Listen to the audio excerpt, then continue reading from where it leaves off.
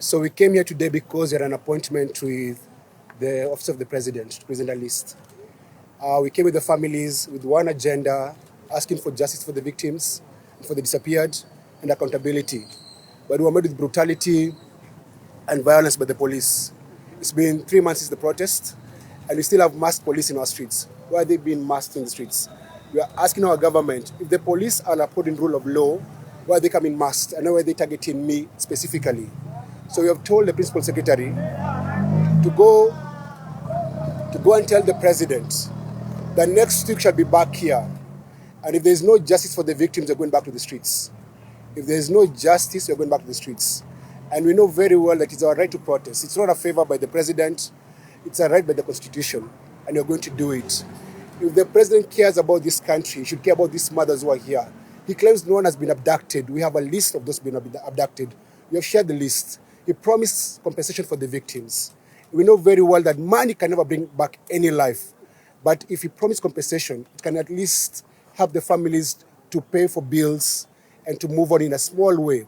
So we're asking for compensation for the victims, we're asking for justice, and we demand for the firing of the officers who murdered innocent citizens. The crime scene is Parliament. Parliament has CCTV cameras. We know very well those cameras were working on the day of the protest. We demand that the government to make that footage public. City Hall has CCTV footage of what happened there. Make that public. Supreme Court, because we know very well on June 25th, there were criminals who were in the streets. Criminals paid by politicians, and they came because they were paid. And their financials are known, they've never been arrested. Listen, the president is a coward because every other day he's insulted by other people on top of vehicles and doesn't do anything. But when we come to the streets, protected by the Constitution, he comes after us.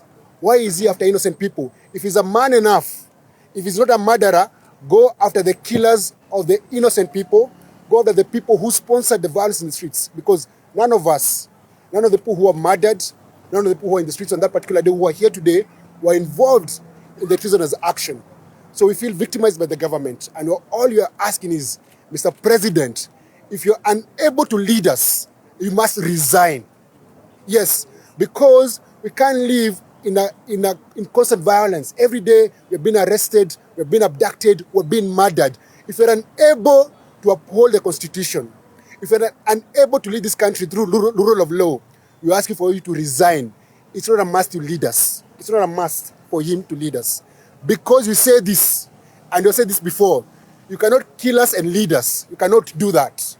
Kama umeshindwa na kazi, enda nyumbani. I know you can go to Sugoi when ukae huko. By the way, go retire with Rachel and your grandkids. This country has 54 million Kenyans. You're not the only one who can lead us. Na tukisema Ruto waende, tuseme Ruto peke yake. Tunasema Ruto na Rigathi waende. They should all go. This government is a government of murderers. We're asking for them, if they cannot give us justice, compensation, accountability, they resign en masse. Wote ni wafanyikazi wetu. Ruto ni mfanyikazi wetu. He should never forget that. Even the guys who are arresting us today, these people in uniform here today, all of them work for us.